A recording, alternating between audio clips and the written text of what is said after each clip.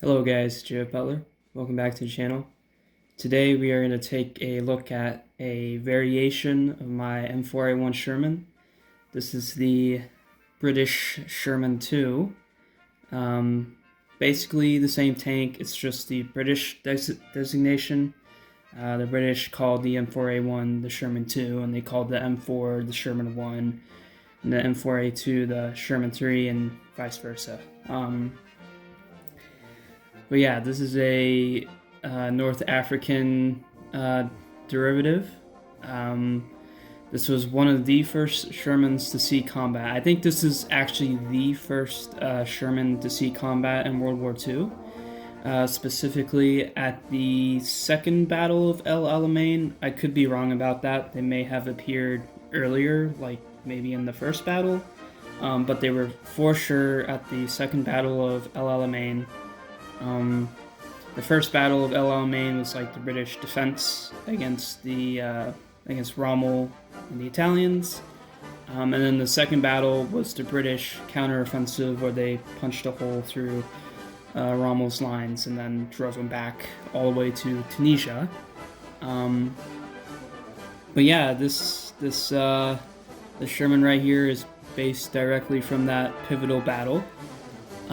Specifically, this Sherman is from the second, I could be wrong about this, 2nd Armored Brigade, 1st Armored Division, and it's from a headquarters unit, and this is in 1942.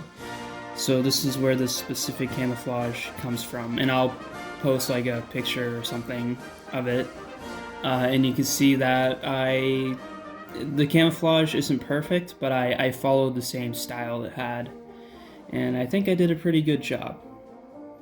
This is like one of the first vehicles where I kind of did like a custom camouflage with stickers. I think it turned out really good. This was a lot of fun. I also did a lot of stickers with my Spitfire, which you can check out. I do have a review on that, but that design is pretty old now, but still really cool. And also, for this build, I made like a little mock. I guess I wouldn't really call this a mock. This is just like a display stand for the Sherman. And also there's like two British soldiers running alongside it. You have the one on the left is from United Bricks, and the one on the right is from the Minifig Co. And also the printed crates are from BBG Forge.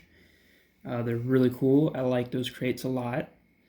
And you can also see the minifigures and the tank. You got like a tank commander, and then you have like a driver with goggles, which is pretty cool. That driver with the goggles, his head comes from the Brickmania Churchill Crocodile, which is a pretty old kit now. Has not been in production for a long time, which I understand because it's like kind of an outdated design at this point, but it's still a really cool kit. And that head is just really perfect for this. And also, another plug for my Instagram here. I did post this on my Instagram the day before, so if you were on there, you would have already seen this. But now you, the YouTube boys, are seeing this. I'm sorry to plug my Instagram so frequently, but since school started now, I'm forced to be less active on YouTube because YouTube requires more time to produce content. But on Instagram, it's really easy to take a picture and just upload it. So hence why I'm much more active on there. So Instagram's just more convenient for me while I'm going to school. But anyways, back to this tank. So the only difference this has to my M4A1 Sherman, which I have a video on, by the way, you can go and check that out. But the only difference this has to my other M4A1 Sherman is the side skirts. Like, that's literally it. This just has side skirts, and that's it. And the reason why this one does is because the British usually favored side skirts. Like, that was kind of a British thing, while us Americans, some of our tanks did have them, but we usually took them off for maintenance reasons. Like it's just much easier to do maintenance without side skirts. So that's why you kind of see American Shermans without them and British Shermans sometimes with them. There was also a decent number of British tanks that didn't use the side skirts. But yeah, also, obviously this uses custom stickers.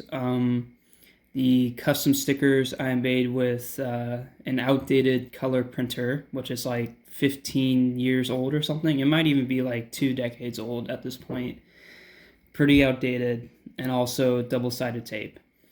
Some people did tell me that the shades of color looks off. I totally know that. I am aware of that.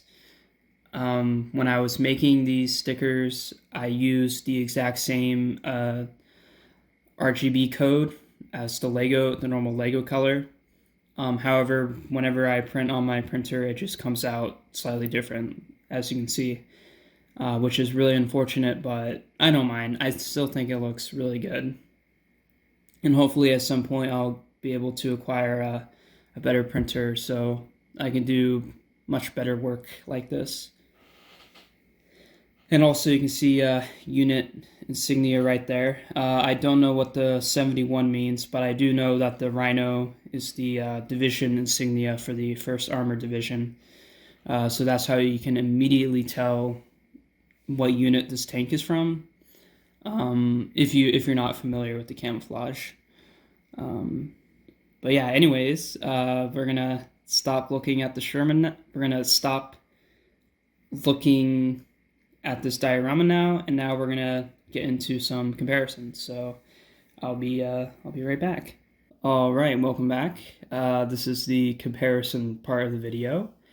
So the turret, of course, goes 360 degrees very easily. Both hatches on the front do open up, and you saw the driver hatch was open in the first part. And the tank commander's hatch also opens, so you can put 3 minifigures out the top. And you can see the stickers here. So there's the left side, and then here is the right side. I think the right side looks way better. I did the left side first. Still looks good, but not as good as the right side. And also, here's this like tan container right here. This is water. For some reason, all the British Shermans had water just like on the front there. Don't know why. I guess it's a British thing. I'm an American. I don't know. And also here's the rear. Here's the engine deck. Pretty clear, pretty clean. And also this can roll pretty well. Well, it can't roll like easily, but it can roll well for stop motions. However, since it has fenders on, it's kind of hard to access, or it's kind of hard to make it roll. Yeah, I think you can see that right there. Yeah, so it can roll pretty well for stop motions. I gotta say, this like looks really nice for displayability. I'm just really happy with how this turned out. This is gonna be my favorite Sherman for a long time. Well, I don't know. I'm actually kind of torn between the M4A1 E8 that I made and this one. Those 2 Shermans are like neck and neck right now for me. But I'm about to build like 2 more Shermans, so my favorite Sherman may change soon. But yeah, anyways, let's get on to the comparison. All right, so the first comparison here, it's pretty obvious. It's the American M4A1 versus the British Sherman 2. So you can see these 2 side by side. They are literally the same tank, except for the fact that this one does not have side fenders and this one does. And I mean, yeah, there's not really much to show off here. It's just interesting seeing these two side by side. Also, funny story. So in 1942, the American Army was just getting Shermans, and they were using the Sherman to train with, like in the American deserts. And then the situation got so bad in 1942, where Rommel pushed the Eighth Army all the way back to El Alamein, that the Allied leaders got so paranoid that, oh, I don't know if you guys heard that. That was a Discord notification. But anyways, the Allied leaders got so paranoid, they took all the American Shermans, or not all of them, but they took a lot of American Shermans, the ones that we were training with, and they shipped them all the way around South Africa, around the south of Africa and around the Horn of Africa, all the way to Egypt, just so the British could have better tanks. Um, and I gotta say, like in 1942, this was the best British tank by far. The British did have the M3 Lee and the M3 Grant, but those had design issues. Like the 75 millimeter gun was on the side and stuff like that. Um, but yeah, this was by far the best tank. And there's kind of a debate whether it was worth it or not. I think you can argue it was worth it. Like, it certainly made sense because it was a pretty bad situation, and this is certainly like the best tank that the British got up to that time. So yeah, this tank was there at a very critical point in the war for the Allies. But anyways, that's just kind of funny how the Americans were training and they just lost their Shermans.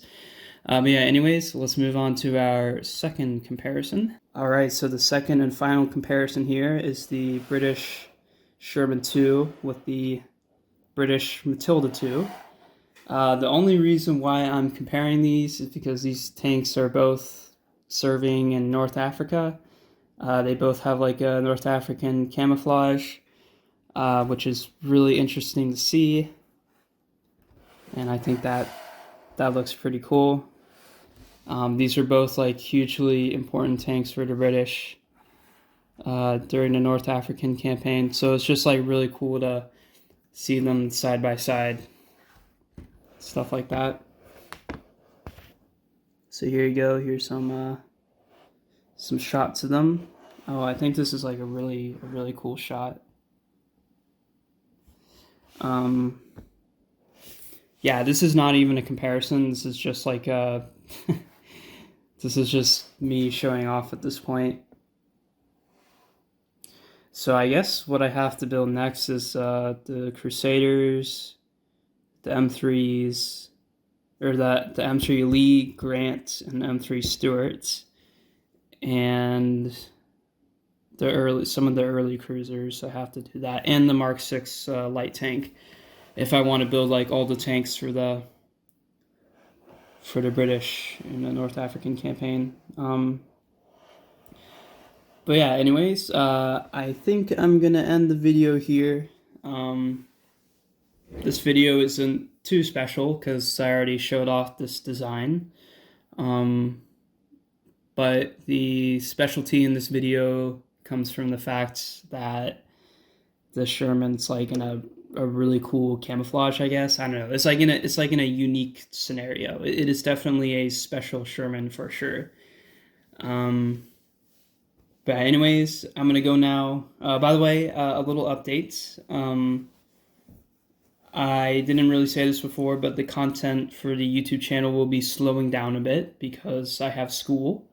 However, I just ordered parts for 6 freaking vehicles. They're all unique. Well, some of them are similar to each other, but they're all unique. And I will definitely be doing videos about all of them in the near future. You guys saw the L640 and the Puma. But anyways, I'm gonna go now. Stay tuned for more content in the future, and I will see you guys another time. Bye bye.